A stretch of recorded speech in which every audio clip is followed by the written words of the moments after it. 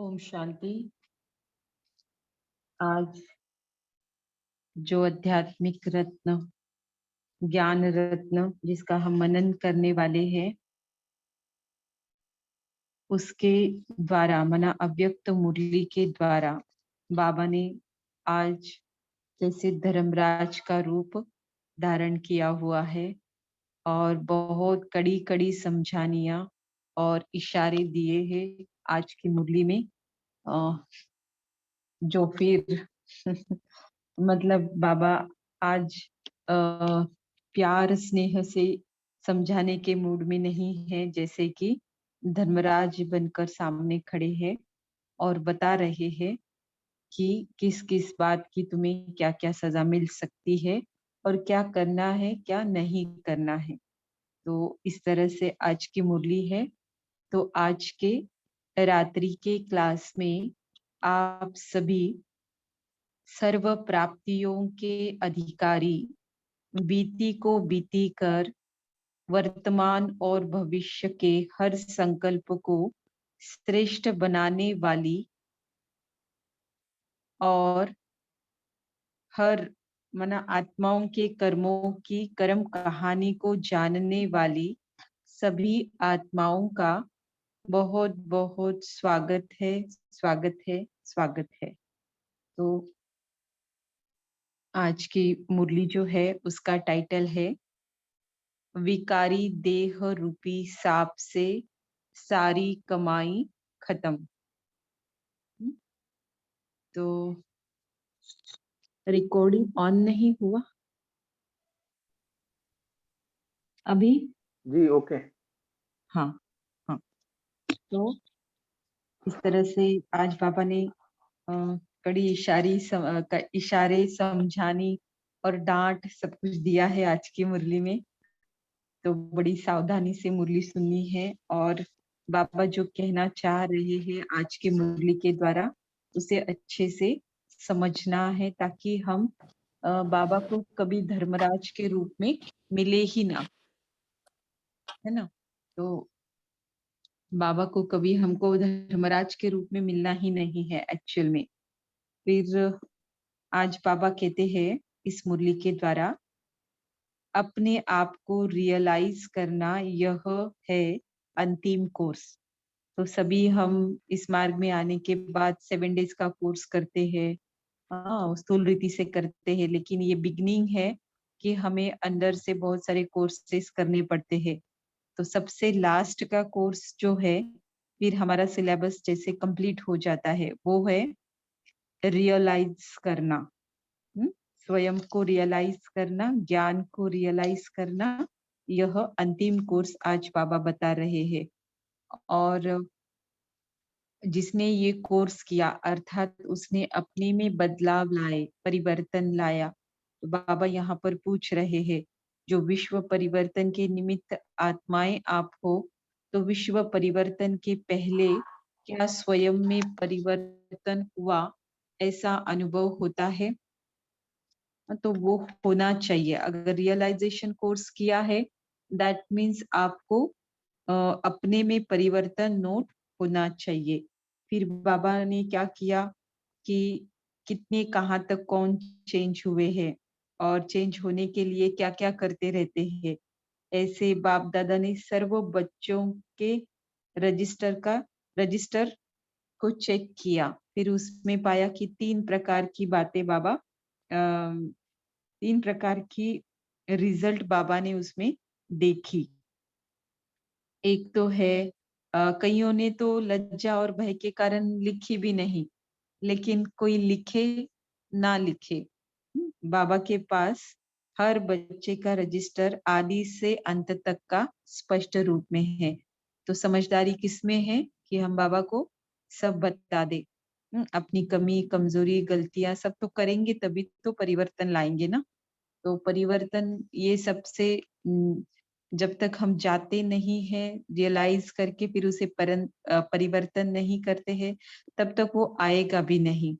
तो इसीलिए बाबा को बताने में कभी भी हिचकिचाहट नहीं करनी है। खत से बताओ, रूह रिहान में बताओ, लेकिन बताकर हल्के हो जाओ, वो बताकर उसका क्या करना है, कितने देर में हमारे में परिवर्तन आएगा उस बात से, वो भी हमारा पार्ट नहीं। लेकिन बाबा ने कहा है मुझे बता दो, तो बस बता देना है। फिर बाबा ने 3 प्रकार की रिजल्ट तो देखी। एक थी, कई बच्चे क्या करते थे, छिपाते थे। और कहीं दूसरा जो था प्रकार, तो रिजल्ट में जो पाया पापा ने वो था, कहीं ना कहीं फंसे हुए थे। वो देखते हैं अभी सारा कुछ डिटेल में। और तीसरा था, अलबेलेपन में बहाना बनाते थे, अलबेलेपन में, है ना। तो इस तरह से 3 प्रकार की रिजल्ट आज पापा ने हम बच्चों की देखी। फिर बाबा कहते हैं कि जो सिद्ध करने की जिद करने वाली जो आत्मा होती है ना, वो कभी भी सद्गति को नहीं पा सकती है। तो सिद्ध करने कब लग पड़ते हैं, जब कोई हमारी गलती पकड़ता है और फिर हम उसका स्पष्टीकरण देने लगते हैं, ऐसा था, ऐसा नहीं था, मैं तो ऐसे समझी थी, मैं तो ये कर ऐसे टाइप, है ना। तो बाबा कहते हैं कि स्वयं की गलती तो मानते नहीं है और उसके बजाय उसको यथार्थ सिद्ध करने में और झूठ को सच सिद्ध करने में लग जाते हैं, है ना।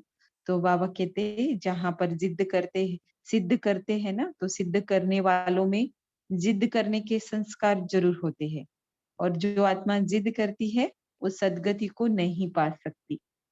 फिर बाबा ने कहा कि मुख्य सब्जेक्ट पवित्रता का है और उसका महत्व ना जानने के कारण उसके नुकसान की नॉलेज भी नहीं जानते हैं।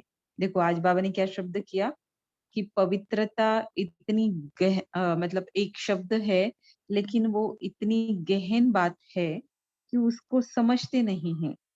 और ना समझने के कारण नुकसान की नॉलेज, मतलब इस पवित्रता को गहराई से समझकर धारण ना करने के कारण या परसेंटेज में करने के कारण उसके प्रति जो म्हणजे नुकसान होता है हम बच्चों का, आत्माओं का, तो उसे भी नहीं जानते हैं। तो उसे जानेंगे ना कि क्या वो नुकसान होता है, तो फिर उस मुख्य सब्जेक्ट को हम ज्यादा से ज्यादा परसेंटेज में धारण कर सकेंगे। तो यह भी बात आज बाबा ने बताई है। फिर ये हुआ जो बच्चे छिपाते हैं ना, नंबर 1 की रिजल्ट में जो पाया, नंबर 1 प्रकार का। तो उसमें ये 2 बातें आती है कि एक तो सिद्ध करने लग पड़ते हैं, सिद्ध करने की जिद करने लग पड़ते हैं। और दूसरा है कि नुकसान की नॉलेज को नहीं जानते, पवित्रता के महत्व को नहीं जानते। और पवित्रता में जो फिर आनाकानी होती है, जाने अनजाने फिर कुछ हमसे अपवित्रता की बातें हो जाती है, तो उसका क्या परिणाम होगा, इसकी नॉलेज आप बच्चों को नहीं है, ऐसा बाबा कह रहे हैं। फिर दूसरे प्रकार जो है कि कहीं ना कहीं फंसे हुए रहते हैं। तो उसमें से एक बात आती है कि कोई भी देहधारी में संकल्प से व कर्म से फंसना, है ना। तो आप समझ गए होंगे कि देहधारी में फंसना अर्थात क्या, है ना। क्योंकि हमसे ज्यादा कोई फंसा नहीं है ना, क्योंकि बहुत सारे जन्म लिए हैं, बहुत सारे पार्ट प्ले किए हैं, बहुत सारी आत्माओं के साथ भी किए हैं। तो ये जब हम धुलाई स्टार्ट करते हैं आत्मा की अपनी, तो धुलते धुलते वो महसूसता भी आती है कि किसी के साथ अकाउंट्स है, किसी के साथ, या फिर जो अकाउंट्स नहीं भी है, लेकिन देह भान ही इतना जड़ में जा चुका है आत्मा के कि फिर वो देह के आधार पर हम किसी न किसी देहदारी में संकल्प से या कर्म से फंस जाते हैं। तो बाबा ने इसके बारे में आज बहुत कड़ी समझानी दी है कि विकारी देह रूपी सांप को टच करना अर्थात की हुई कमाई को खत्म करना है। तो इतना कड़ा इशारा और इसके प्रति क्या सजा होगी, ये सब कुछ बाबा ने आज इस पॉइंट के द्वारा बता दिया है। तो फिर जब ज्ञान में आते हैं, हाँ होता है, लेकिन सब कुछ होता भी है, देहभान में आकर किसी देहदारी में संकल्प सेवा कर्म से फंसते भी है। लेकिन अपने आप को छुड़ाने के लिए अब इस ये प्रॉब्लम है हमारी, राइट। कि ये प्रॉब्लम है, तो उसके ऊपर क्या सॉल्यूशन है, इसका सब, इसके बारे में सब बाबा मुरलियों में बताते हैं। तो उसके लिए अप्लाई करने के लिए हम कहाँ तक पुरुषार्थ कर रहे हैं और हमको करना चाहिए। अगर नहीं करते हैं, हम्म, ऐसे ही रहते हैं या फिर शादी वगैरह कर लेते हैं ज्ञान मिलने के बाद में, तो बाबा कहते हैं कि पहले की हुई जो आपकी कमाई है, रजिस्टर पर काला दाग पड़ जाता है, जिसको मिटाना बहुत मुश्किल है। मतलब और ही ज्यादा हम अपने एफर्ट्स को क्या कर लेते हैं, बढ़ा लेते हैं। हम्म, तो धीरे धीरे चलते हैं तो भी मेहनत तो है ना। कोई ज्ञान मार्ग पे चलना और अपने में परिवर्तन लाना, ये कोई मासी का घर नहीं है। ये बाबा भी जानते हैं और हम बच्चे भी अच्छे से जानते हैं। लेकिन फिर अगर हम अच्छे से ज्ञान को समझे और उस प्रमाण चले, क्योंकि तकलीफ दोनों तरफ है, तो कौन सी तरफ की मुझे चूज करनी है, ये आपको डिसाइड करना है। एक तो सही मार्ग में चलने में जो तकलीफ होती है, मेहनत होती है, उसका रिवार्ड हमें बहुत बड़ा मिलेगा, भले होगी। हाँ, लेकिन और फिर उसकी अवज्ञा करते हैं, फिर अगर हम उस तकलीफ को सहन करते हैं तो और ही नीचे जाते हैं। तो दोनों मार्ग में मेहनत और तकलीफ दोनों भी रहेगा, राइट। लेकिन उस तकलीफ और मेहनत के बाद क्या मिलता है और इस तकलीफ और मेहनत के बाद क्या मिलता है, ये हमें कहीं पढ़कर और सुनकर नहीं, हमें खुद एक्सपीरियंस हो जाता है, खुद ब खुद, है ना। तो जितना आगे महीनता में हमारी जर्नी जाती है, तो ये हमें महसूस होता है कि इवन संकल्प भी मेरे अगर गलत चल रहे, तो उसका भी भुगतान मुझ आत्मा को देना पड़ता है ना। तो इजी रास्ते हैं, शुभकामना रखो, पवित्रता को माइन्यूट लेवल पर धारण करो। स्थूल रीति से धारण करना, ये तो हमारे लिए जैसे केजी नर्सरी का सिलेबस हुआ, राइट। लेकिन जब हमको पीएचडी लेवल तक पहुंचना है इसी सब्जेक्ट में, एक ही सब्जेक्ट स्पेशलाइजेशन करना है, तो उसके गुह्यता में हमें जाना पड़ेगा। तो आगे बाबा कहते हैं कि योग अग्नि पिछले पापों को भस्म कर देती है। तो अग्नि क्या करती है, जो चीज अग्नि में डाली जाती है, तो उसका रूप और सब कुछ परिवर्तन हो जाता है, या तो वो खत्म हो जाता है जलकर, राइट।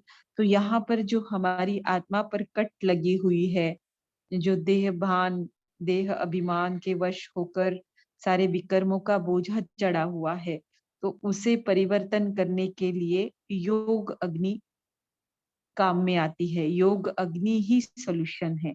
तो एक विधि बाबा ने यह बताई, लेकिन इसके कॉन्ट्रास्ट में बाबा कहते हैं, अगर आप इतना ज्ञान देते हुए, इतनी प्रारब्ध मिलने वाली है तब भी, और बताने वाला खुद स्वयं भगवान है, फिर भी आप उनकी आज्ञाओं का फरमान, आज्ञाओं का फरमान का पालन नहीं करते हैं, और विकारी भोग भोगने की अग्नि को प्रज्वलित रखते हैं। योग अग्नि को प्रज्वलित रखने के बजाय विकारी भोग भोगने की अग्नि को अगर प्रज्वलित रखते हैं, तो वो पिछले पुण्य को भस्म कर देती है। तो ये दो अग्नि के बारे में बाबा ने बताया, एक है योग अग्नि और दूसरा है विकारों की अग्नि। तो योग अग्नि पापों को भस्म करती है और विकारों की अग्नि पुण्य को भस्म करती है ना। तो कल को हम ही चिल्लाएंगे फिर, सुख भी बाप ही देता है और दुख ही बाप ही देता है।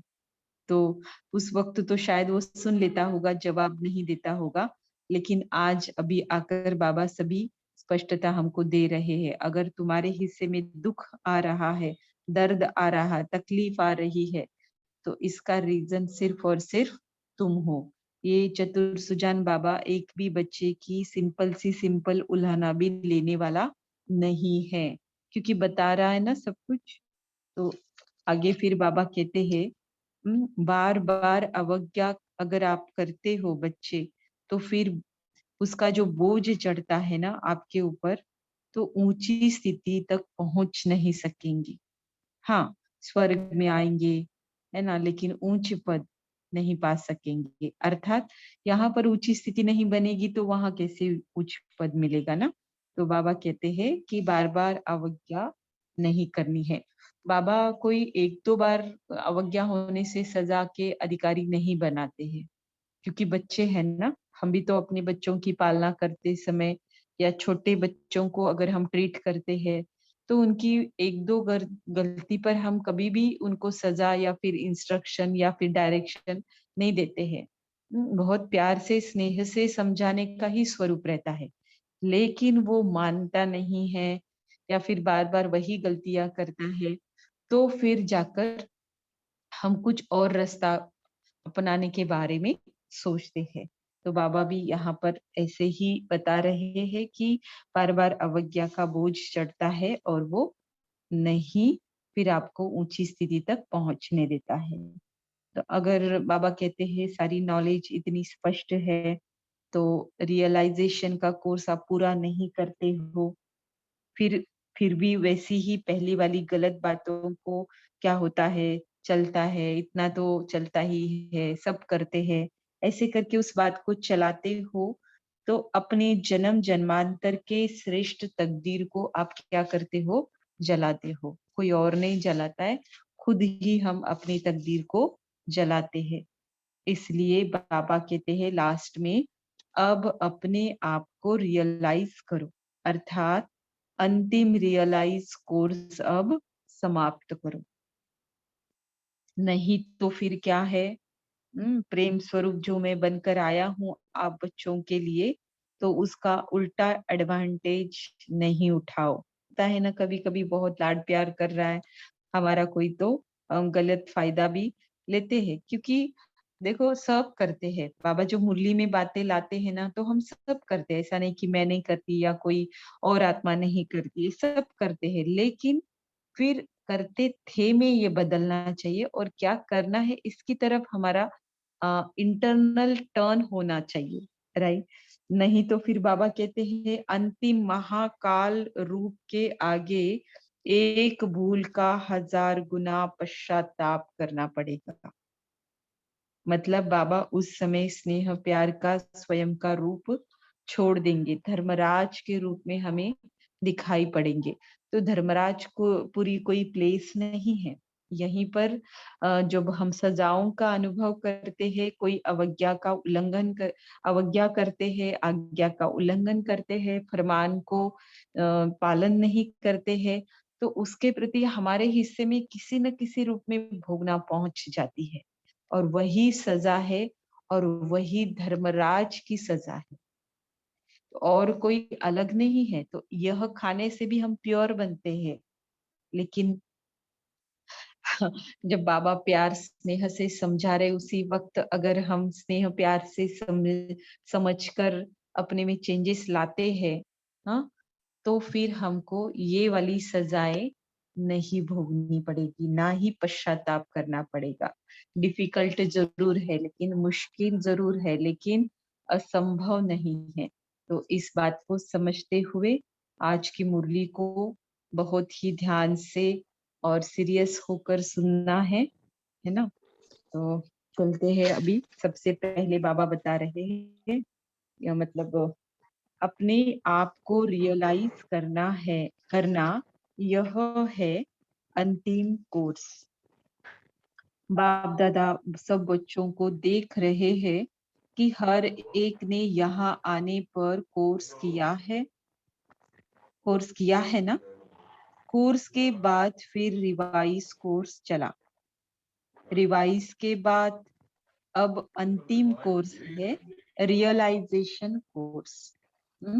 अब कौन सा कोर्स है, रियलाइजेशन कोर्स। 3 कोर्स हुए। हम्म, पहले पहले जो आने पर हम सभी करते हैं वो वाला कोर्स, फिर रिवाइज कोर्स, और फिर तीसरा है, लास्ट वाला है रियलाइजेशन कोर्स। अर्थात जो कुछ सुना, अब रियलाइजेशन कोर्स के अंदर क्या क्या आता है वो देखते हैं।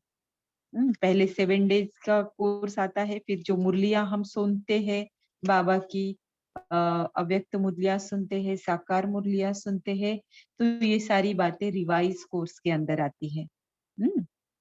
और फिर जो तीसरा कोर्स है रियलाइजेशन कोर्स, तो उसमें क्या आता है, देखते हैं। अर्थात रियलाइजेशन कोर्स अर्थात जो कुछ सुना, जो पाया, जो बाप के चरित्र देखे, उसी प्रमाण अपने में समाया कितना और गंवाया कितना। सुन रहे, सुनने को सभी अच्छा लगता है ना। परमात्मा की नॉलेज, भगवान वाच, कोई उस पर बिलीव करे ना करे, उस पर चल पाए ना पाए, लेकिन सुनने को सभी को अच्छा लगता है। लेकिन ये तो ठीक है, इससे कुछ नहीं होगा।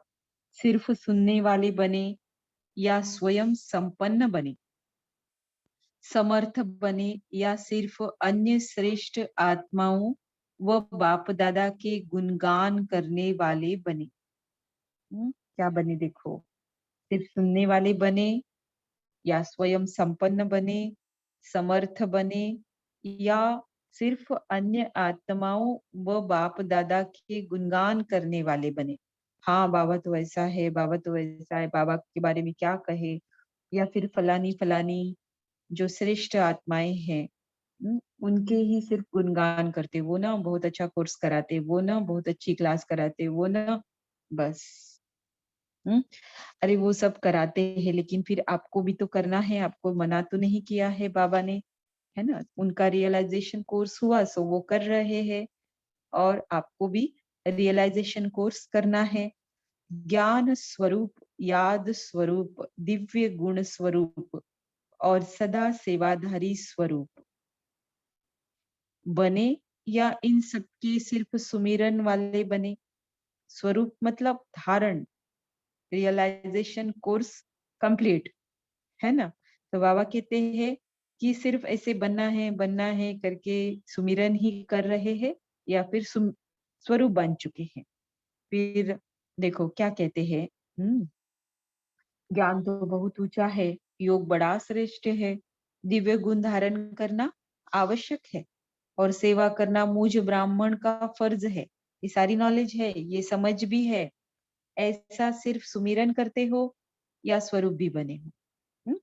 तो पहले है नॉलेज मिलना बाबा से कि ज्ञान बहुत ऊंचा है, योग बड़ा श्रेष्ठ है, दिव्य गुण धारण करना बहुत आवश्यक है, और फिर सेवा करना तो मुझ ब्राह्मण का फर्ज है।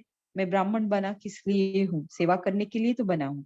ये सारी बातों की नॉलेज मिल चुकी है। उसे समझ भी लिया है। फिर समझने के बाद जो थर्ड स्टेप है स्वरूप बनना, उसमें नंबरवार बन जाते हैं, क्योंकि समझा, फिर सोचा और फिर किया। जो सोचा वो किया, यहाँ पर अंतर है, तो इसी पॉइंट पे नंबरवार बन जाते हैं। बाबा सभी को सभी एक ही बात समझा रहे, शायद सभी उसी लेवल पर समझ भी रहे हैं और सोच भी रहे हैं, लेकिन प्रैक्टिकल आने तक। इसलिए बाबा यहाँ पर पूछते हैं, सुमिरन करते हो इन सब बातों का या स्वरूप भी बने। इसी प्रकार से अपने आप को रियलाइज करना, यह है लास्ट कोर्स। जब थर्ड स्टेप तक आप उतरते हो, जो सोचा और करने में जो गैप है वो कम कम होता जा रहा है ना।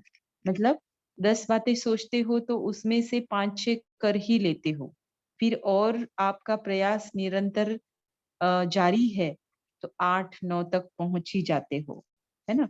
और फिर सोचा और किया, कोई रुकावट नहीं, कोई विघ्न नहीं, ना स्वयं के संकल्प का, ना दूसरों के किसी बात का। तो इस तरह से ये रियलाइजेशन कोर्स कंप्लीट करना हुआ। फिर बाबा कहते हैं, विश्व परिवर्तन के पहले क्या स्वयं में परिवर्तन हुआ अनुभव होता है। जैसे दीपावली पर पुराना पुता मिल समाप्त कर नया शुरू करते हैं और अपने रजिस्टर्स चेक करते हैं। आप सबको भी आदि से अंत तक अर्थात आज तक अपना रजिस्टर चेक करना है कि हर सब्जेक्ट में कितनी मार्क्स ली है। अभी हमारी भी तो दीपावली हो गई, शुरू हो गई ना।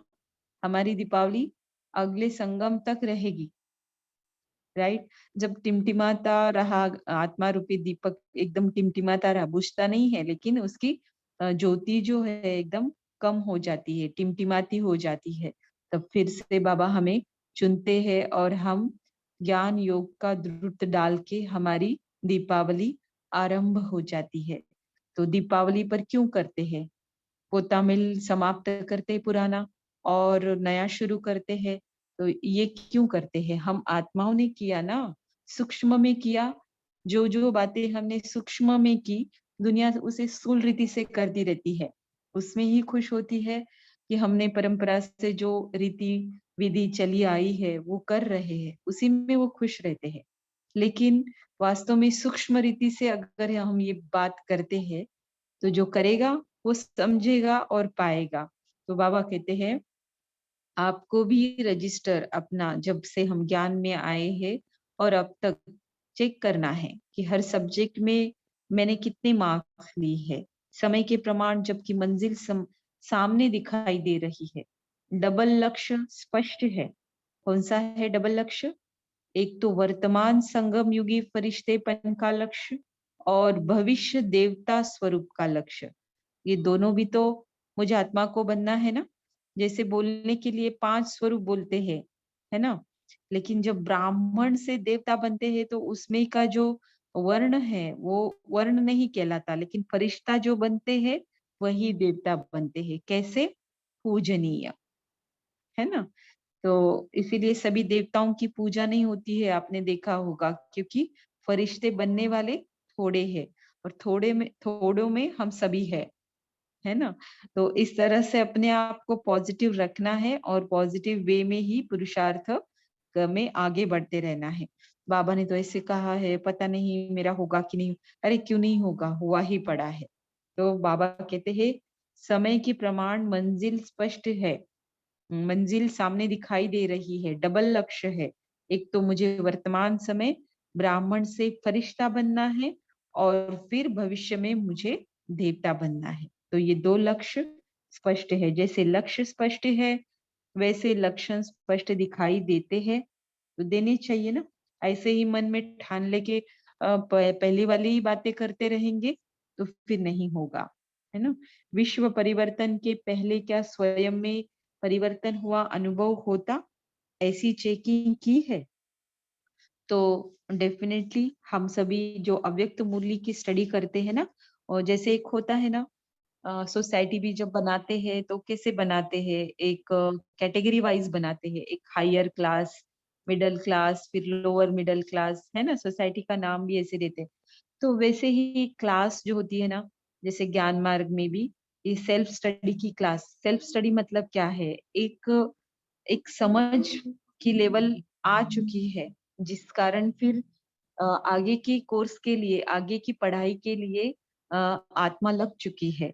तो ये जो है ना कि दोनों स्पष्ट लक्ष्य जो है, तो ये वही आत्माएं हैं जो अव्यक्त मुरली की स्टडी में बहुत डीपली इन्वॉल्व होती है, क्योंकि यही ओरिजिन है सब बातों की प्राप्ति का, सेवा का, धारणा का, योग का।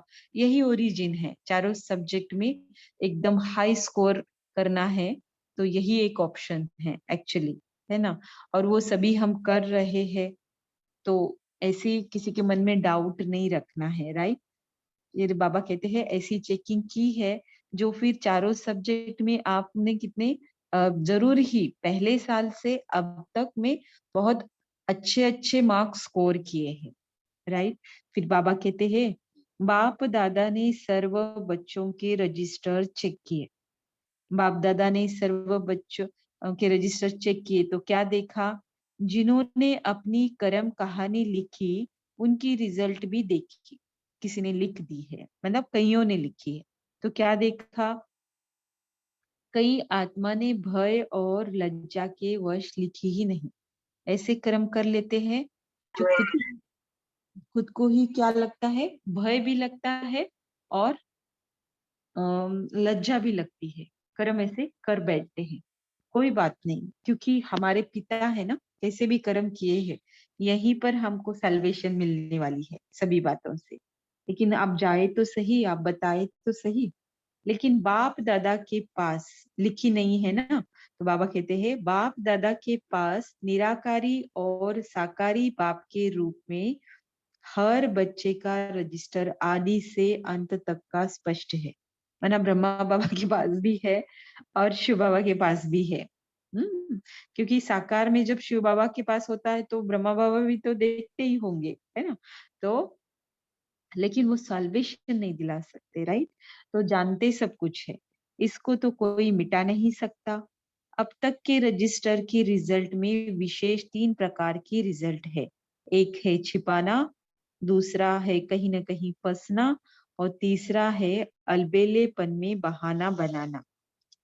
तो अब तक के रजिस्टर की माना इन 3 प्रकार में हम सभी बच्चे आ जाते हैं। तो सबसे पहले छिपाने की कैटेगरी में 2 बातें बाबा ने स्पष्ट की है। उसमें से पहली है, सिद्ध करने की जिद करने वाली आत्मा सद्गति को नहीं पा सकती। बहानेबाजी में बहुत होशियार है। अपने आप को व अपनी गलती को छिपाने के लिए बहुत वंडरफुल बातें बनाते हैं। बुद्धि तो है ना, लेकिन सही डायरेक्शन में पूरा उस बुद्धि को लगाया नहीं है। तो इसलिए कुछ गलती करते हैं और ऊपर से अपनी बुद्धि को बातें बनाने में लगा देते हैं। आदि से अब तक ऐसी बातों का संग्रह करे तो आजकल के शास्त्रों समान बड़े शास्त्र बन जाए। है ना? बाबा क्या कहते हैं कि अपनी गलती को छिपाने के लिए जो बातें हम करते हैं अपने आप को और अपनी गलतियों को, अगर उसका संग्रह करेंगे तो बाबा कहते हैं शास्त्र के समान बड़े शास्त्र बन जाए।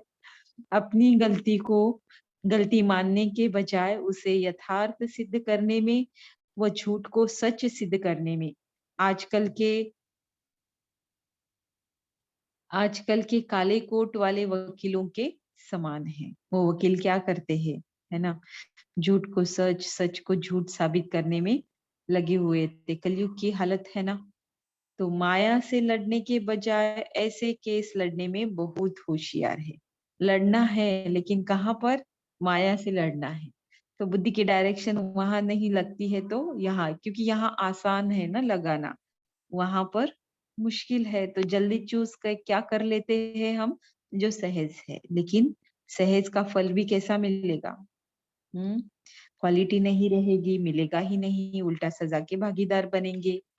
लेकिन फिर बाबा कहते हैं ये याद नहीं रहता कि अभी अपने को सिद्ध करना अर्थात बाप द्वारा जन्म जन्मांतर के लिए सर्व सिद्धियों की प्राप्ति से वंचित होना है। सिद्ध करने वालों में जिद करने के संस्कार जरूर होते हैं। ऐसी आत्मा सद्गति को नहीं पा सकती। तो जल्दी से अपनी गलती को स्वीकार करना है और उसे सुधारने के प्रति अपने कदम आगे बढ़ाने हैं। बस हो गया और कुछ नहीं। गलती भी के क्या है, कैसी है, सब हमें स्वयं को रियलाइजेशन कोर्स के अंदर पता चल जाती है। और सेकंड स्टेप की तरफ जाना है ताकि हमारी बुद्धि को माया से लड़ने में लगाना है। तो फिर हमको ना जिद करनी पड़ेगी, ना हमको सिद्ध करना पड़ेगा कि मैं आत्मा ऐसी ऐसी हूँ, है ना? जो है उसे थोड़ी ना बताया जाता है, राइट? सत्य में इतनी ताकत है कि उसे स्वयं सिद्ध होने की ताकत है, उसे जरूरत ही नहीं है सिद्ध करने की, राइट? तो सत्यता की शक्ति हमारे अंदर जितनी आएगी तो उतना हमें ये करने की जरूरत पड़ेगी ही नहीं, करनी ही नहीं है ये बात। फिर बाबा कहते हैं मुख्य बात जो है ना, दूसरी बात छिपाने के जो प्रकार है, पहला प्रकार है उसमें दूसरी बात है, मुख्य सब्जेक्ट पवित्रता का महत्व न जानने से उसके नुकसान की नॉलेज को नहीं जानते। अब तक मेजॉरिटी पहले पाठ अर्थात पहली बात पवित्र दृष्टि और भाई भाई की वृत्ति में फेल है। बाबा ने क्या कहा? क्योंकि पवित्रता की गुह्यता अर्थात भाई भाई की दृष्टि, फिर उसके बाद कुछ बचता ही नहीं है। मतलब अटमोस्ट उसके बाद पवित्रता के सब्जेक्ट में 100 मार्क मिल ही जाते हैं। कौन कब? जब भाई भाई की वृत्ति और दृष्टि बन जाए, अर्थात आत्मिक दृष्टि, है ना? आत्म अभिमानी, देही अभिमानी और आत्मा अभिमानी दोनों में फर्क है, एक ही नहीं है। देही अभिमानी अर्थात देह से अपनी आत्मा के कॉन्शियस में शिफ्ट होना, खुद को आत्मा समझना। लेकिन यहाँ पर सब खत्म नहीं होता है, ये तो बिगनिंग हुआ। ज्ञान की सभी बातों को अनुभव करने का या रियलाइजेशन कोर्स कंप्लीट करने का बिगनिंग हुआ। और फिर हम सभी को भी आत्मा देख रहे हैं। बच्चा आत्मा है, माता पिता आत्मा है, बहन भाई आत्मा है, चाहे लौकिक हो चाहे अलौकिक हो, है ना। पति भी, पत्नी भी, सब कुछ कौन है? आत्मा है। जब ये परिवर्तन आएगा तो पवित्रता के सब्जेक्ट में फुल मार्क्स आप स्कोर करेंगे। और ये कोई मासी का घर नहीं है।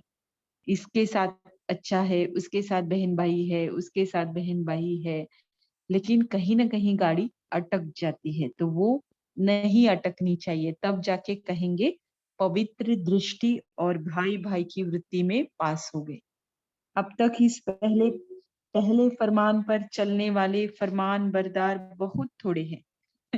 बाबा कहते पहला ही लेसन, पहले ही दिन हम पढ़ते हैं, और जब तक कि 10 साल भी होते हैं, 20 साल भी होते हैं, लेकिन इसका स्वरूप नहीं बन पाते हैं। नॉलेज देते भी है, सुनते भी है, पढ़ते भी है, लिखते भी है, लेकिन बात कहाँ बनती है? जब हम उसका स्वरूप बने। बार बार इस फरमान का उल्लंघन करने के कारण अपने ऊपर बोझ उठाते रहते हैं। इतने जन्मों में हम आत्माओं के ऊपर बोझ क्यों चढ़ा, विकर्म क्यों हुए? यही ना कि हमने खुद को देह समझा, देह के वश सोचा, देह के वश कर्म किया, देह के देह भान के वश होकर बोला सब कुछ। तो इसके कारण ऑलरेडी बोझा चढ़ा लिया हमने, है ना। अभी भी यही करेंगे। बाबा कहते आत्मा समझ कर रहो, आत्मा देखो सबको, और ये नहीं कर रहे तो जाहिर है कि फिर से वही कर्म हमसे हो रहे हैं। देह अभिमान के वश हमारे संकल्प भी, बोल भी और स्थूल कर्म भी हो रहे हैं। तो फिर क्या होगा? वो मीटर वो ऑन ही रहेगा, राइट। जैसे ऑटो में बैठते हैं तो कैसे ऑन हो जाता है, वैसे देह अभिमान के रिक्शा में बैठे ना तो बोझ का मीटर ऑन ही रहता है, राइट। तो ये क्यों रहता है फिर? इसका कारण यह है कि पवित्रता की मुख्य सब्जेक्ट का महत्व नहीं जानते हैं, उसके नुकसान की नॉलेज को नहीं जानते हैं। तो जिन्होंने जाना है वो यहाँ पर उपस्थित है।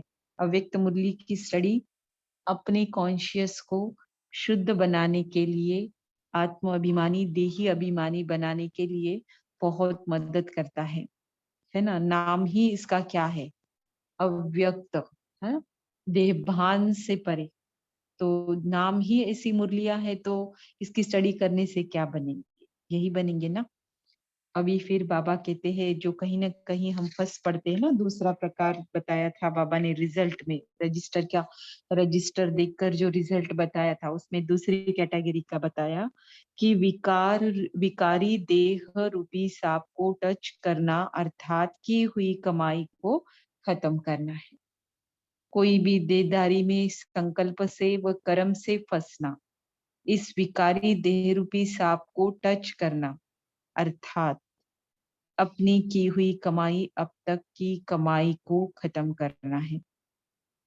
ज्ञान में आने के बाद पहले नहीं चलते होंगे, जितने विकारी संकल्प ज्ञान में आने के बाद चलते हैं, क्योंकि सारे रजिस्टर जो है आत्मा के अंदर, जो रजिस्टर के पेजेस है, वो क्या होते हैं? मर्ज होते जाते हैं ना, तो ऊपर आकर ही नीचे जाएंगे ना। तो कोई भी बीमारी के लिए जैसे दवाई लेते हैं आयुर्वेदिक वगैरह में, देखा जाता है अक्सर कि बीमारी पहले उथल खाती है। हाँ, मतलब बहुत जोर से बाहर आती है, ऐसे लगता है कि दवाई तो ले रहे तो बीमारी ठीक होने के बजाय और ही बढ़ रही है ना। लेकिन वो ठीक होने का एक पहला साइन है, सिम्टम है, और फिर उसके बाद वो चली जाती है ना, रूट से फिर वो ठीक होने लगती है। तो यहाँ पर यही बात है, जो आत्माएं फिर उसी में फंसे रहेंगे देहदारियों में। हाँ, अकाउंट्स है, फ्यूचर में कोई हमारे साथ में संपर्क में रहने वाला है, पता भी चल चुका है, तो अब क्या करना है उसका? अब तो कुछ नहीं करना है, अब तो न्यारा प्यारा होकर ही रहना है।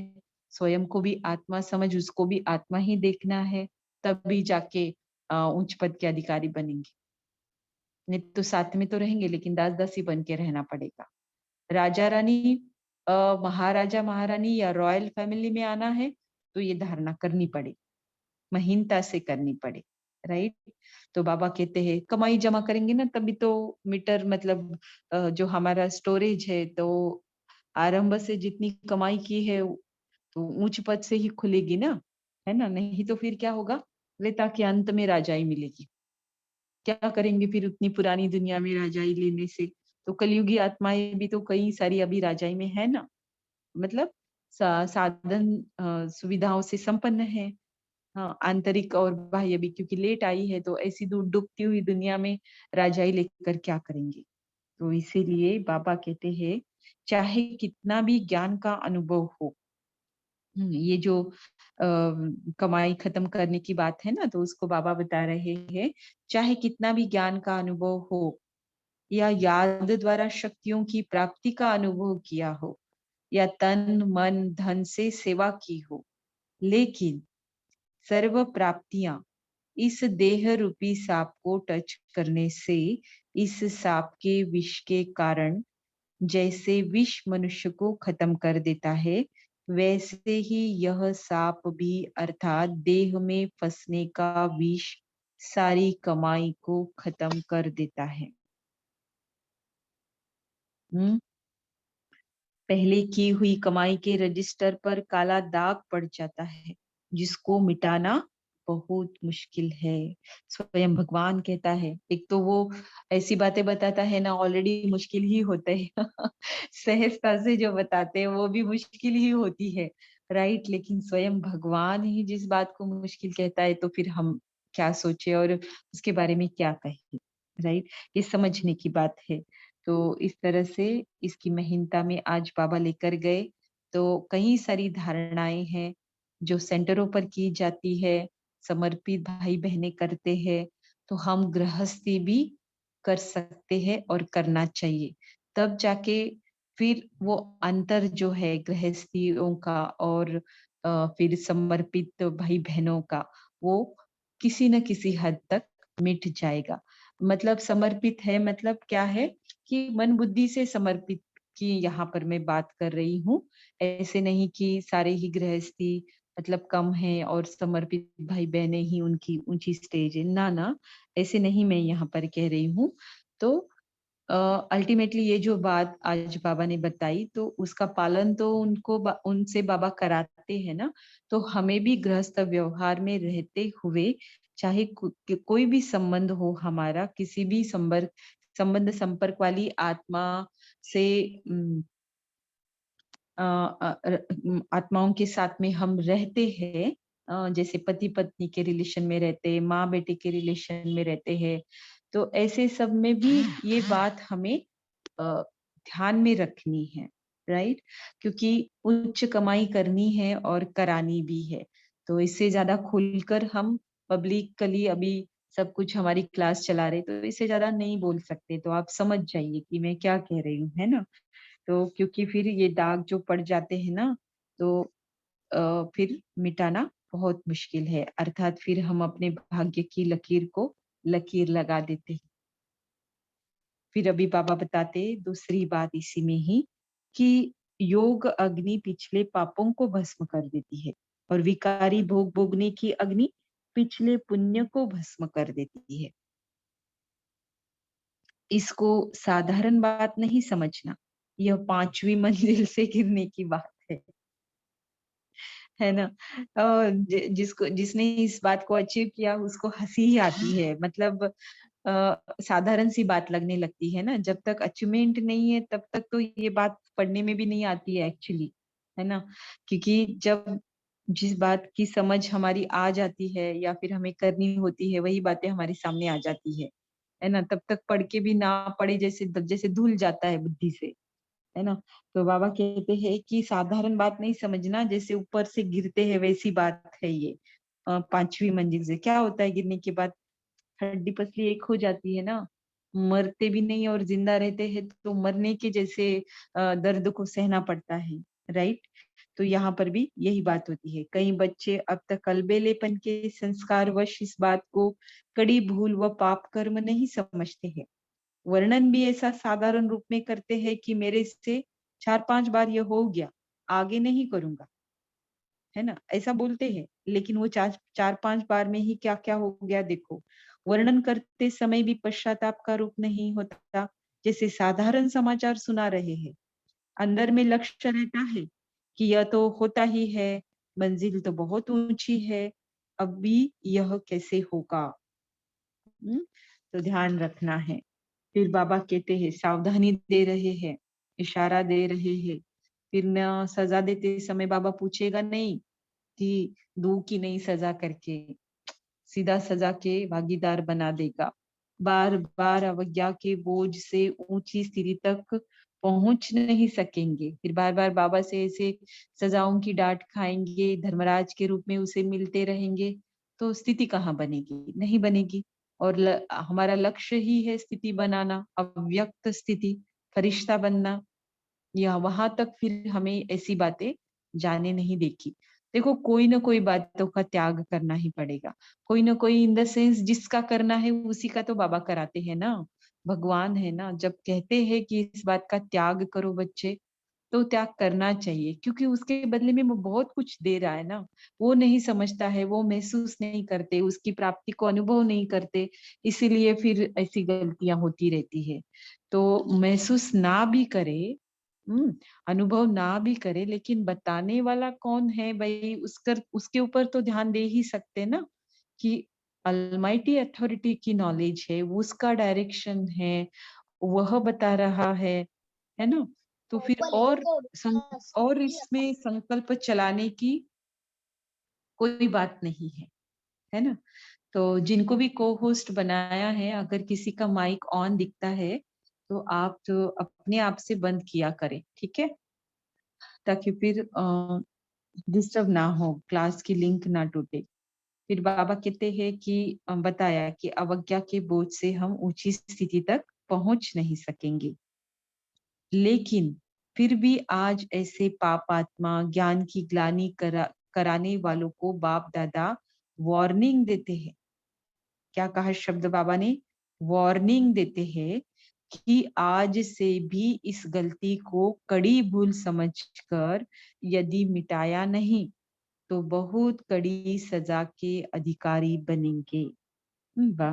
मतलब बहुत बार हमने भूले कि बाबा चुप बैठा, लेकिन अब वो लेवल आ गया कि बाबा भी हमें माफ नहीं कर सकता।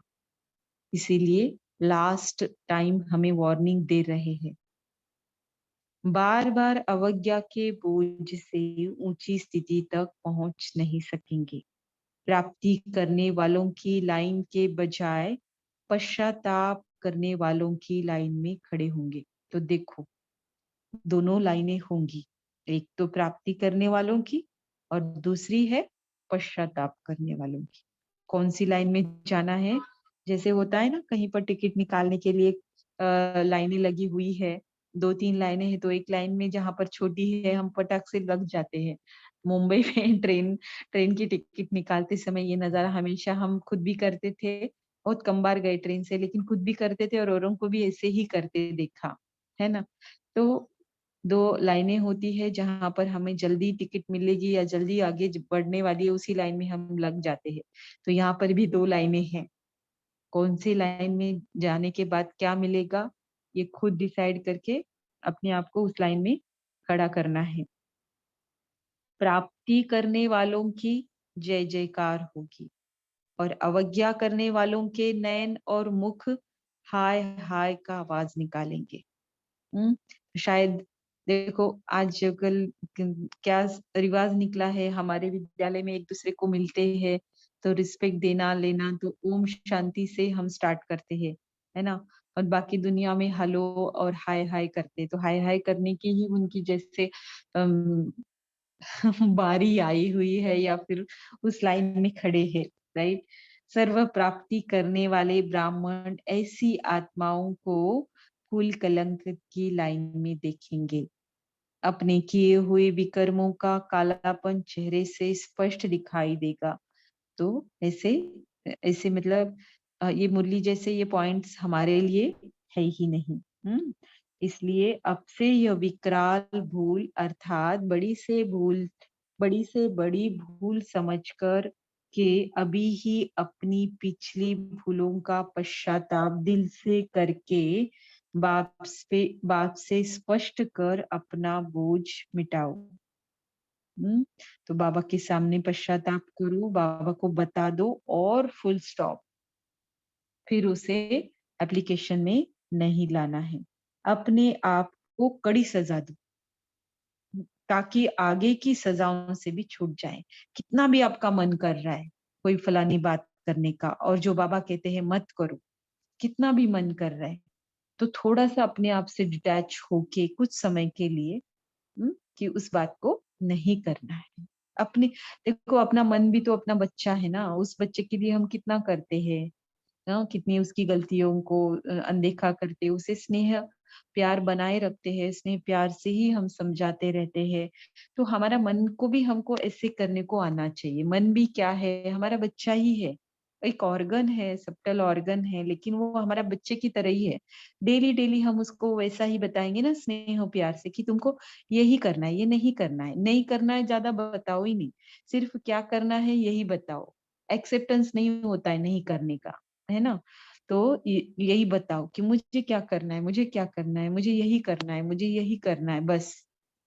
भले उस पॉइंट के लिए आप थोड़े दिन स्ट्रांग बने रहेंगे ना, तो फिर ये सजा है अपने आप को, तकलीफ होती है क्योंकि यही मतलब परिवर्तन इजीली नहीं आता है। इंटरनल जो होता है, इनर वर्क जो होता है, क्योंकि तकलीफ से ही आत्मा पावन बनती है। कभी कम ज्यादा हो सकती है, लेकिन फिर बाबा कहते हैं ये सजा आप दो अपने आप को ताकि फिर आगे की सजाएं ना खानी पड़े। अगर यहाँ पर आपने इस पॉइंट पर अपने आप को सजा नहीं दी ना, फिर फिर पापा ने जो बताया मैं नहीं पढ़ सकती बार बार, है ना। तो इतनी खराब बात है, इतनी मतलब नहीं, उसको ना पढ़ना है, ना एप्लीकेशन लाना है, ना स्मृति में रखना है, क्या करना है उस पर ही हमारा ध्यान होना चाहिए। फिर बाबा कहते हैं अगर वार्निंग दे रहे ना, तो फिर अभी ये भी शब्द यूज कर रहे, अगर अभी बात को चलाते हो तो अपने जन्म जन्मांतर की श्रेष्ठ तकदीर को जलाते हो। एक तो सजा खाना, एक तो श्रेष्ठ तकदीर को जलाना, एक तो भगवान का ना मानने का पश्चाताप करना, ये सब नहीं करना है। अगर अब भी बाप से छुपावेंगे, वो अपने को सच्चा सिद्ध करके चलाने की कोशिश करेंगे, तो अभी चलाना अर्थात अंत में और अब भी अपने मन में चिल्लाते रहेंगे। क्या होगा, क्यों चिल्लाते रहेंगे, क्या करूं, खुशी नहीं होती, सफलता नहीं होती, सर्व प्राप्तियों की अनुभूति नहीं होती, ऐसा चिल्लाते रहेंगे। वो आवाज से चिल्लाना नहीं, लेकिन ये चिल्लाना बहुत भयानक है।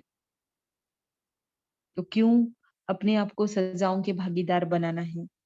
ऐसे अब भी चिल्लाएंगे और अंत में भी हाय मेरा भाग्य कहकर चिल्लाएंगे। मुझे तो बिल्कुल अच्छा नहीं लगता है ना, ये पढ़ते हुए, है ना। तो अब का चलाना अर्थात बार बार चिल्लाना। अगर अगर अभी बात को चलाते हो तो अपने जन्मांतर के श्रेष्ठ तकदीर को जलाते हो। इसलिए इस विशेष बात पर विशेष अटेंशन रखो। संकल्प में भी टच करना अर्थात अपने को मूर्छित करना है। क्या है, हम टच तो नहीं करते हैं, लेकिन संकल्प में सोचते हैं क्या बात हुई, फिर खाता तो खराब हो गया ना। तो जैसे बार बार ऐसे कर रहे, तो क्या कर रहे, अपने को मूर्छित कर रहे। तो रजिस्टर में विशेष अलबेलापन देखा। तो ये जो पॉइंट थी कि अगर अब भी चलाते रहेंगे, जो तीसरे प्रकार के बच्चे हैं, अलबेलेपन का जो बहाना बनाते हैं, उसके अंडर आती है। अब लास्ट में सबका रजिस्टर देखा, 3 प्रकार के बच्चों की रिजल्ट बताई बाबा ने, सोल्यूशन भी बताया, है ना। अगर चलो बच्चे गलत संकल्प आ रहे, विकारी संकल्प आ रहे, बहुत मन कर रहा है आपको गुस्सा करने का या कोई और बातें विकार की करने का, तो लेकिन फिर अपने आप को सजा दो, नहीं करो।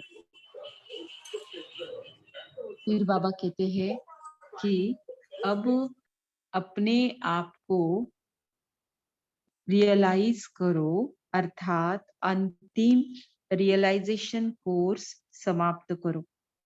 दूसरी रिजल्ट कल सुनाई थी कि किन किन बातों में चढ़ती कला के बजाय रुक जाते हैं, तीव्र गति के बजाय मध्यम गति हो जाती है। इसके पहले वाली मुरली की बात कर रहे हैं बाबा कि जैसे लगाव हमें नष्ट मोहा नहीं बनने देता है।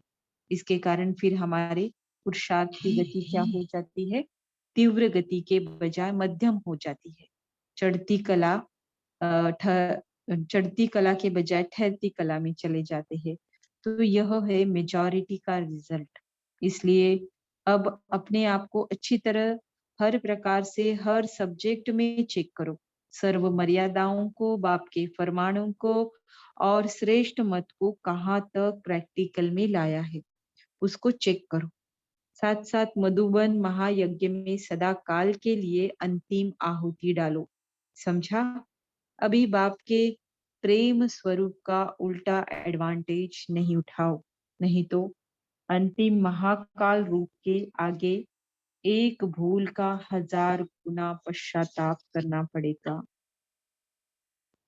ऐसे इशारे से समझने वाले ब्राह्मण सो देवता, सर्व प्राप्ति के अधिकार प्राप्त करने वाले अधिकारी और बीती को बीती कर भविष्य और वर्तमान के हर संकल्प को श्रेष्ठ बनाने वाले ऐसे ब्राह्मण कुल के दीपकों को, उम्मीदवार सितारों को, अपनी और विश्व की तकदीर जगाने वाले तकदीरवान आत्माओं को बाप दादा का याद प्यार और नमस्ते। देखो बाबा क्या चाहते हैं हमसे, है ना? विश्व की तकदीर जगाने वाले तकदीरवान आत्माएं कहते हैं। तो कितना नशा है बाबा के दिए हुए स्वमानों में, उतना नशा बाकी किसी भी बात में नहीं है। भले हमारा मन करता होगा लेकिन इसको चखा नहीं है ना, इन स्वमानों को। इसीलिए इसको चखने में ही हमारे एफर्ट्स लगने चाहिए, राइट? बताती हूँ, क्वेश्चन चैट बॉक्स में जो भी आए हैं उसके आंसर बताती हूँ बाद में। इस मुरली की सॉरी रूहानी बच्चों की रूहानी माता पिता बाप दादा को याद प्यार और नमस्ते। इस मुरली की विशेष बातें। नंबर 1, बच्चे के कर्म कहानी के रजिस्टर में विशेष 3 प्रकार की रिजल्ट है। एक छिपाना, दूसरा कहीं न कहीं फंसना, तीसरा अलबेलेपन में बहाने बनाना। नंबर 2, अभी अपने से हुई भूल को सच सिद्ध करना, अर्थात बाप द्वारा जन्म जन्मांतर के लिए सर्व सिद्धियों की प्राप्ति से वंचित होना है। नंबर 3, कोई भी देहधारी में संकल्प से व कर्म से फंसना, अर्थात अपनी की हुई अब तक की कमाई को खत्म करना। नंबर 4, जैसे लक्ष्य 5 लिखा है यहाँ पे, लेकिन नंबर 4, जैसे लक्ष्य स्पष्ट है वर्तमान संगम युगी फरिश्तेपन का और भविष्य देवता स्वरूप का, तो वैसे लक्षण भी स्पष्ट दिखाई देने चाहिए। तो इस तरह से आज की मुरली चली। तो सभी आज से महीन चेकिंग में करते भी होंगे आप, लेकिन महीनता की भी और महीनता में जाने वाली मुरली आज बाबा ने चलाई है। तो जरूर आप को भी इसमें कुछ न कुछ क्लू मिला होगा खुद के लिए, अभी मैं मुझे कौन सा सिलेबस स्टडी करना है ना? तो उसको एक बार नजर में दौड़ाते हुए हम अ, नजर दौड़ाते हुए अपने मन बुद्धि के अंदर हम साइलेंस में भी बैठेंगे 1 मिनट और दरमियान बाबा को भी याद करेंगे। ओम शांति।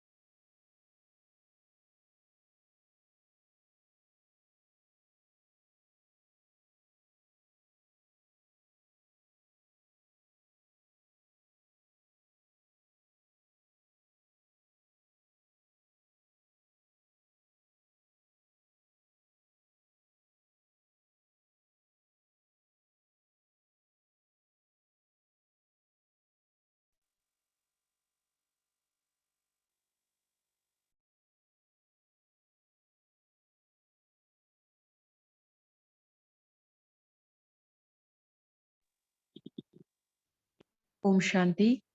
तो क्वेश्चन डाला है चैट बॉक्स में किसी ने कि हम सजा किस प्रकार से दे सकते हैं खुद को। ओके, तो जो जानवी बहन का प्रश्न था, तो जैसे ही उनका प्रश्न आया तो मुरली में ही मैंने वो स्पष्ट कर दिया था। और दूसरा जो प्रश्न है कि हम सजा किस प्रकार दे सकते हैं खुद को, तो किसी को इस पर बताना है तो बता सकते हैं। वैसे भी आज की मुरली बार बार आप पढ़े, घर घर पर सुने, और मतलब बार बार रिवाइज करने जैसी है, ताकि फिर और हम महीनता में अपने प्रसाद को लेकर जाए। तो कोई बताना चाहेगा इसका जवाब? जी दीदी, मैं बताना चाहता हूँ।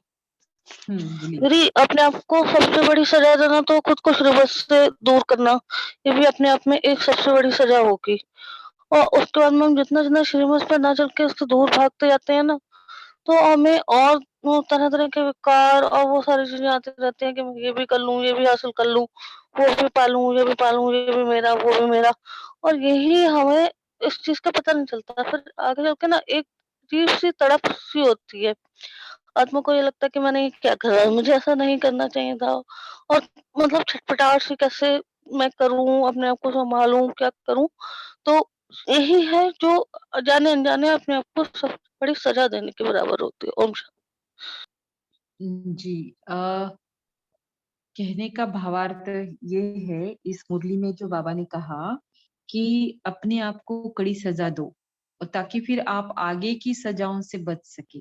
तो यहाँ पर इस तरह से आंसर आपको देना है, मतलब आपको तो जो भी आपकी मन की बात रखनी है कि जैसे मुझे बहुत डायबिटीज है, शुगर का लेवल बहुत ज्यादा हाई है, लेकिन मुझे मीठा इतना पसंद है। हम्म, और मैं हूँ कि मीठा खाने पर मुझे कंट्रोल रख नहीं पाई, जब भी तो मुझे डायबिटीज हुआ है। लेकिन अब ऐसे में मुझे स्टेज आई है कि अगर मैं खाऊंगी तो मर ही जाऊंगी, फिर कोई कंट्रोल नहीं कर पाएगा मेरी शुगर को, और मुझे मरना ही पड़ेगा। ऐसी स्टेज मेरी आ चुकी है। ऐसे में मुझे बहुत इच्छा हो रही है, मुझे ये नॉलेज है कि अगर मैं खाऊंगी तो मुझे नुकसान होगा, जैसे विकारों के वश हो जाती हूँ तो मुझे नुकसान होगा, मुझे पता है। लेकिन फिर भी ये समझते हुए उस बात को करने का बहुत कर रहा है। मतलब क्या, मुझे बहुत खाने का मन कर रहा है। हुँ? तो मैं नहीं खाऊंगी, मतलब अपने आप को सजा मेरे लिए यही है अभी कि मैं मीठा नहीं खाऊं। जबकि वो मेरे हेल्थ के लिए अच्छा रिजल्ट देगी, लेकिन मेरे मन को वो सजा की तरह लग रहा है कि नहीं करना है। राइट? तो इस तरह से बाबा कहते हैं अपने आप को सजा दो। भले आपका मन कुछ गलत बात करने का कर रहा है, लेकिन आप उसे मत करो। और ये जो मत करो में लेकर आना है ना, तो ये किसी तकलीफ से कम नहीं होता है ना? सारी दुनिया मीठा खा रही है, सब खा रहे हैं, सबको देख रहे हैं हम खा रहे हैं, एक मुझे ही ऐसा करना पड़ रहा है, और फिर मुझे छोड़ना पड़ेगा उस बात को, खाना ही नहीं है कभी। तो मेरे लिए वो सजा हो गई ना। लेकिन इस सजा में मेरी कितनी हेल्थ छुपी हुई है, मेरा कितना फायदा है, मेरा लाइफ बच रहा है। तो इससे तो मैं बच जाऊंगी ना मरने से। तो विकारों के वश होकर कुछ कर्म नहीं करना, ये तो उस समय के लिए टेम्पररी सजा होगी, लेकिन ये बाकी जो लंबे काल की सजाएं हम खाने वाले ना, उससे बच जाते हैं। राइट? तो इस तरह से इस बात को लेना है, और फिर बता सकते हैं अभी किसी को एक्सप्लेन करना है तो 1-2 मिनट में। दीदी, इसमें और एक पॉइंट मैं ऐड करना चाहूंगा कि जैसे हम्म, हम अपने आप को आज की मुरली के हिसाब से, कि जैसे कि आज के दिन मेरा अमृत वेला का जो है अच्छे से नहीं कर पाया, या फिर लेट में उठा, या जैसे दिन भर में ठीक से याद नहीं किया बाबा को, उतने ज्यादा याद नहीं कर पाया, टाइम नहीं निकाल पाया, या मुरली मेरा आधा मिस हुआ या मिस हो गया, तो उसमें अपने आप को सजा देने के लिए दीदी हम जो है अपने ऊपर ही मतलब कुछ ऐसे करना है कि उसको भरपाई कर सकूं। जैसे कि मैं आज रात को नींद कम करके याद करूंगा बाबा को 2 घंटा, या फिर अमृत वेले 2 बजे से उठ के करूंगा, या फिर मुरली को मैं आज 10 बार पढ़ूंगा। इस तरह से भी हम अपने आप को ये कर सकते हैं, नॉर्मलाइज कर सकते हैं, न्यूट्रलाइज कर सकते हैं, और जितना मेरा नुकसान हुआ है उसी का भरपाई कर सकते हैं, या फिर एक दिन मौन रहूं। जी, इस तरह से भी लेकिन सजा दे सकते। वो ठीक है, वो मैनेज करना हुआ, लेकिन अमृत वेला की भरपाई नहीं हो सकती है।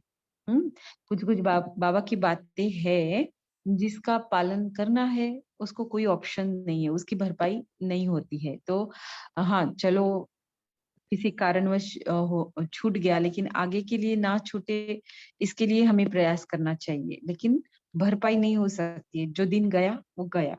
ठीक है, तो यहाँ पर भी हमने जो विकर्म किया वो किया, उसकी सजा हमें, हम कितने भी पुण्य कर्म करें तो विकर्मों की सजा हमें खानी पड़ेगी, है ना, बाबा का बनकर। तो इसलिए लास्ट में बाबा ने वार्निंग दिया है कि पश्चाताप करना पड़ेगा। तो कुछ बातों की सजा देकर मना पश्चाताप करके कुछ तो रास्ता है, लेकिन कुछ बातों के लिए कुछ नहीं रास्ता है। तो इसलिए खबरदार रहना है और ज्यादा से ज्यादा अपने में चेंजेस लाते रहना है। और बाबा बैठा है मदद करने के लिए, एक कदम आप बढ़ाते जाओ तो 1000 गुना मदद बाबा की मिलती है, अगर हमारी अंदर से सच्ची दिल है तो। ये कंडीशन तो है भाई, इस कंडीशन के सिवा बाबा की मदद के अधिकारी नहीं बन सकते। और है तो सभी का दिल से प्यार है, जब भी तो बाबा की मूल्यों को स्टडी करते हैं ना, तो स्टडी करने वालों का एक अलग क्लास है। तो अभी हम सीधा जाते हैं कि इन शॉर्ट मुरली को हम क्या कहेंगे कि मुरली में कौन सी 7 गुणों में से कौन से, जैसे ये स्टार के लिए क्वेश्चन भी समझ सकते हैं, स्टार के लिए क्वेश्चन ही है कि 7 गुणों में से कौन से गुण के बारे में आज की मुरली हमें ज्यादा ध्यान खिंचवाती है। ओम शांति दीदी, आज पवित्रता का है ना। शुभश्री बहन, आप पहली बार जुड़े हैं क्या क्लास से? स्टार के लिए जब क्वेश्चन पूछते हैं तो कोई भी माइक ऑन करके तुरंत आंसर नहीं करता है, हैंड रेज करता है, और जो पहले हैंड रेज करता है उसी को चांस दिया जाता है। ठीक है, तो ये रूल सबिता बहन आप कल से चैट बॉक्स में डालना शुरू करिए, ये रूल भी कि स्टार के लिए हैंड रेज करना है और माइक ऑन करके नहीं बोलना है। ठीक है, क्योंकि कोई ना कोई कभी ना कभी नया आ जाता है और पहले की बातें पता नहीं रहती, तो उनकी भी कोई गलती नहीं है, बट फिर आंसर जैसे लिक हो जाता है तो उतना मजा नहीं आता है बस फिर, है ना। ठीक है, पवन भाई जी बताइए। दीदी, पवित्रता की धारणा के लिए आज बाबा ने कहा है कि पवित्रता की धारण करो। करेक्ट, है ना। तो महीनता वाली बातें सारी बाबा ने लाई है, स्थूल से लेकर सूक्ष्म पवित्रता की ओर आज बाबा लेकर गए हैं। तो बहुत बहुत मुबारक हो पवन भाई जी, आज आप क्लास के स्टार बन गए। फिर हम क्या करें, अभी साकार मुरली के 2-4 पॉइंट बताएं, फिर हमारा क्लास आज ऐसे ही वाइंड अप करेंगे। दीदी ओम दीदी आज शांति। दीदी जैसे आज बाबा ने अव्यक्त में है ना टाइटल, भिखारी देह रूपी सांप से सारी कमाई खत्म, तो इसका सॉल्यूशन भी बाबा ने साकार मुरली का सार में, जैसे इसका एक ही उपाय है, बुद्धि में स्थायी एक बाप की ही याद रहे, तो यह भी अहो सौभाग्य है, नहीं तो फिर ये दुर्भाग्य है ना जो कमाई खत्म है। एग्जैक्टली, बहुत अच्छा मैच किया। बोलिए पवन भाई जी, बोलिए। दीदी, जैसे आज बाबा ने मुरली में आज की टाइटल है ना कि सर विकारों रूपी सांप से बचना है, तो उसके लिए बाबा ने आज अब साकार मुरली में सारी जो है वो युक्तियां बताई हैं कि पवित्र आपको जो है क्या करना है, बाप की याद में रहना है, या धारणाएं करनी है, और क्या कहते हैं सेवा में अपने आप को लगाना है। तो जब हम इस तरह से चलेंगे तो फिर हम विकारों में नहीं जाएंगे। जी, बहुत ओम अच्छा। दीदी आज की ओम मुरली में दीदी बाबा ने 2 प्रकार की हड्डी सेवा होता है, एक है रूहानी हड्डी सेवा और एक है जिस्मानी हड्डी सेवा। जो हम बच्चे ही हैं जो कि रूहानी हड्डी सेवा कर सकते हैं, जो कि बाबा ने हमें ज्ञान रत्नों का दान दिया, उसी को हम जैसे औरों को भी अपने आप को पहले एक धारण करके उसके बाद औरों को सुना सकते हैं उस ज्ञान को, ताकि और भी वैसे ये बाप हाँ, समान बन जाए, आप तो समान बन जाए। इसका आधार भी क्या रहा? पवित्रता। जितनी पवित्रता रहेगी महीनता में, उतना आप रूहानी सर्विस में हड्डी हड्डी दे सकेंगे। बोलिए सबिता बहन। ओम शांति। जैसे आज साकार मूल्य में है कि सत्व प्रधान, तम सत्व, रजो, तमो, ये चारों स्टेजेस जो होती है हम धीरे धीरे उतरते हैं, यानी जो भिखारी रूपी देह को जो हम देखते हैं द्वापर से देखने लगते हैं, तभी जाकर हम गिरना शुरू हो जाता है। तो बाबा जो आज सर्व प्राप्तियां जो कराते हैं, ज्ञान योग धारणा सेवा के आधार पर जो प्राप्तियां कराते हैं, उसी से हम फिर चढ़ती कला में जाते हैं, जो साकार मूल्य में जो आया है कि तुम चढ़े तो चढ़े वैकुंठ रस और गिरे तो चकनाचूर। ओम शांति। यस।